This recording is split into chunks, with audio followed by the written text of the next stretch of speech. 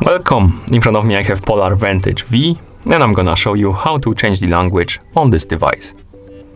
First, we need to press the back button to open the menu. Once the menu opens, scroll down, find the settings icon and tap on it. In settings, tap on the general settings.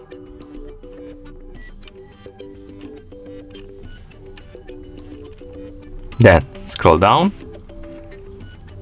find the option called language and tap on it.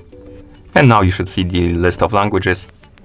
You can scroll through it by swiping up and down on the screen. Find the language you like to use on your watch. Then tap on it to select it. And then press the OK button or tap on the check mark to confirm. And as you can see, the language changed. Let's bring it back quickly to English, like this.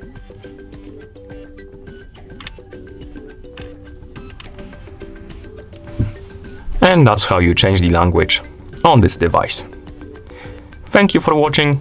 If you found this video helpful, please consider subscribing to our channel and leaving a like on the video.